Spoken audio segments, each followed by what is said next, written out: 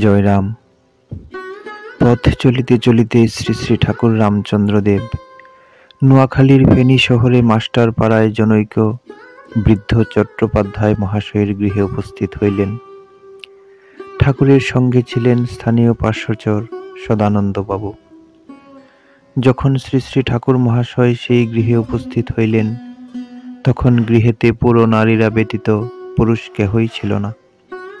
সকলে যে যাহার কর্মস্থলে চলিয়া গিয়াছেন।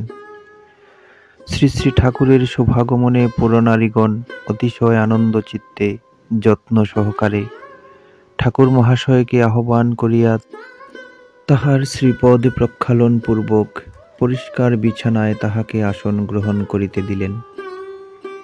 যেই ঘরটিতে ঠাকুরকে বসিতে আসন দেওয়া হইয়াছিল, সেই ঘরের এক কোণে মাটির মেঝের উপর কয়েকখানা ইট বিক্ষিপ্ত ভাবে বসাইয়া তাহার উপরে স্থাপিত কাঠের একখণ্ড তক্তার উপর অনেক দেব দেবীর ছোট বড় পট রাখা হইয়াছে এবং তাহাদের মাঝে শ্রী শ্রী ঠাকুরের একখানা কৈবল্যনাথের পটও রক্ষিত আছেন। পটগুলির সম্মুখে অতি ছোট ছোট পেতলের রেকাবি এবং রেকাবিগুলোর পার্শ্বে একটি করিয়া খুবই ছোট আকৃতির গ্লাস, যাহাতে সামান্য পরিমাণেই জল ধরিবে। রেকাবিগুলিতে সামান্য একটু চিনি এবং গোলাকৃতি পাতলা কলার টুকরা দেওয়া হয়েছিল। সেই চিনি এবং খণ্ডিত কলার চারিদিকে বড় বড় পিপীলিকার আসর বসিয়া নিবেদিত বস্তু প্রায় ঢাকিয়া ফেলিয়াছে। এইসব দেখিয়া মনে হইতেছিল পূজার কাজ অনেকক্ষণ পূর্বেই সমাপ্ত হইয়াছে। এদিকে ঠাকুর মহাশয়কে আসন দেওয়ার পর পুরনারীগণ দ্বারা অতি অল্প সময়ের মধ্যে নানাবিধ ফল মূল, দুগ্ধ, মিষ্টান্ন ইত্যাদি আহার্য বস্তু তুলসীপত্র সহযোগে ঠাকুরকে নিবেদন করা হইল। শ্রী শ্রী ঠাকুর তাহা স্পর্শ করিয়া কহিলেন, আপনারা প্রসাদ পান।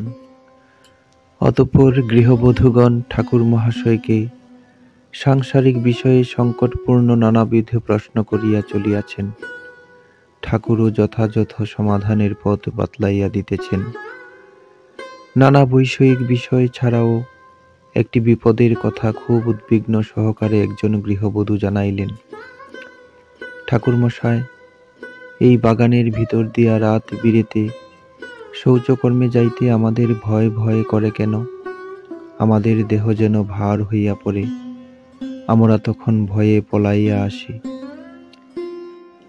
বধূটির কথা শুনিয়া ঠাকুর বলিলেন, একটি অপদেবতা এখানে চলাফেরা করে, তবে আপনাগো কোনো ভয় নাই, সে আপনাগো কোনো অনিষ্ট করব না।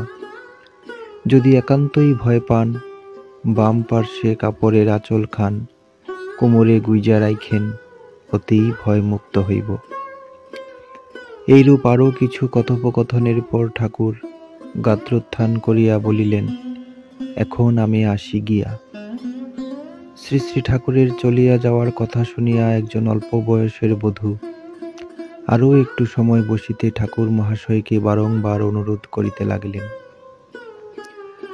ঠাকুর তখন অঙ্গুলি নির্দেশে অদূরে কাষ্ঠখণ্ডের উপর রক্ষিত পটখানাকে দেখাইয়া কহিলেন, মা, এই দেহটার লাগে এত ব্যস্ত হইছেন কেন?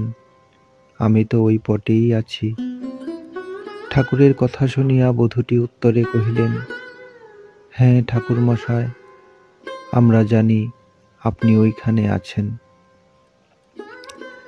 বধূটির কথা শুনিয়া ঠাকুর ঈষৎ গম্ভীর স্বরে কহিলেন, না মা, জানেন না, এই তো আমি আইছি। আমারে কত ভালো ভালো খাবার পানীয় দিলেন, আর ওনাদের পান ভোজনে জুটল এতটুকু থালায় এক চিলতে কলা, এক চিমটা চিনি, আর ওইটুকু গেলাসের জলে এই গরমে ঠোঁটের এক কোণাও ভিজে না। ঠাকুর মহাশয়ের এমন বক্তব্যের পর উপস্থিত সকলে লজ্জিতভাবে নতমস্তকে দাঁড়াইয়া রহিলেন।